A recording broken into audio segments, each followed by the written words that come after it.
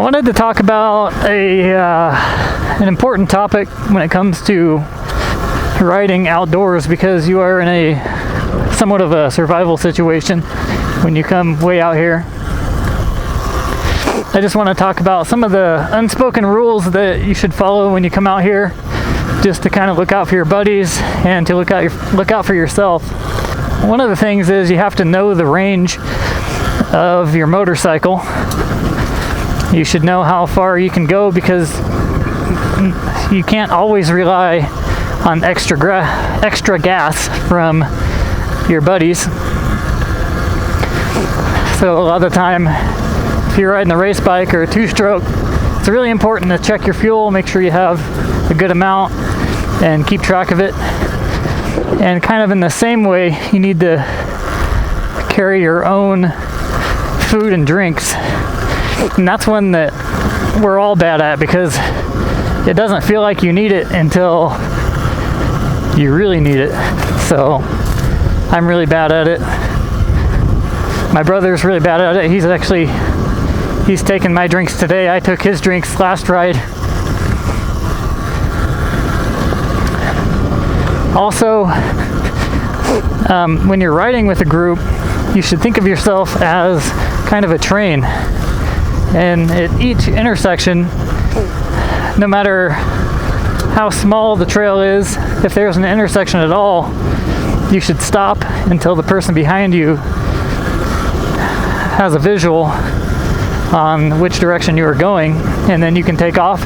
And if there's somebody behind that person, he'll stop and make sure that each person in line knows which way you're going. And you should also always make sure you have enough momentum to bump start your bike. You should carry supplies out here. Right now I'm carrying on me some food, water, a multi-tool, a knife, a headlamp, a waterproof bag, my cell phone, a wrench, CO2 canister so I can fill up a tire if need be. Essential items if I ever do get stuck. Oh, and I have a first aid kit as well, just in case. It just has the basics like band-aids and Neosporin, antibacterial stuff, and of course aspirin.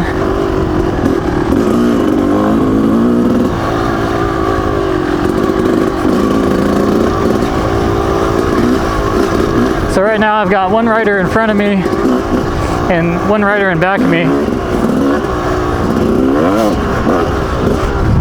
I pretty much know where I'm going, so the rider in front of me doesn't really need to stop at each intersection, but the guy behind me doesn't know this land at all, so I'm making sure to stop for him.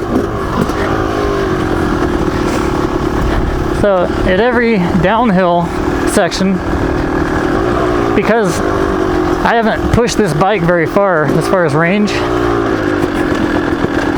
every downhill section I'll bump it into neutral and then turn off the engine.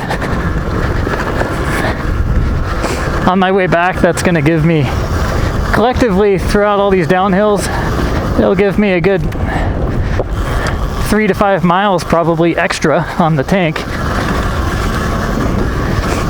And for every mile I don't have to push this bike is huge.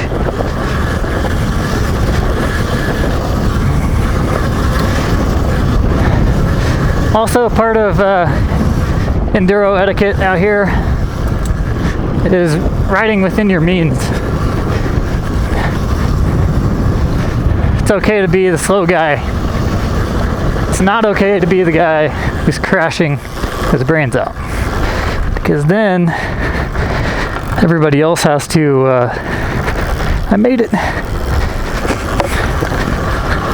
has to take care of you and your bike, because you're always breaking it. I have a buddy that does that. He rides just barely beyond his limits. He's always crashing.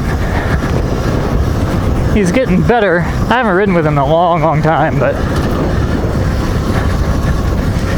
so yeah, that's another kind of rule out here. you can just relax and choose your lines wisely and don't ride beyond your limit.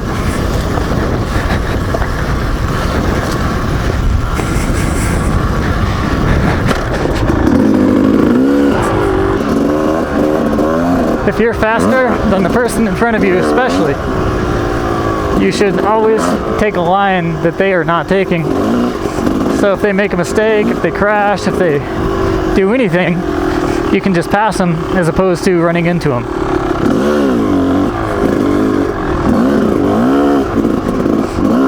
And this doesn't apply to out here, but on the track, you want to keep your line at all times, especially if you're in the lower ranks and you're not going to be clearing a lot of the big jumps. I've had that before where there was a kid in front of me who I was going to pass, but he heard me coming. He panicked, tried to get out of my way while on the face of a jump. So he ended up moving into my line and I landed on the back of him.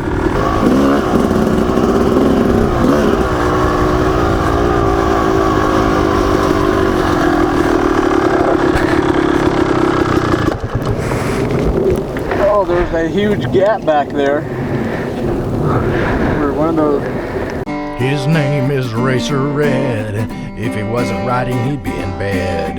He naps during the day. He rides his love in garage bays. Oh, he rides all night, full throttle all the time. Oh, he was born to ride. RacerRed, like, comment, and subscribe.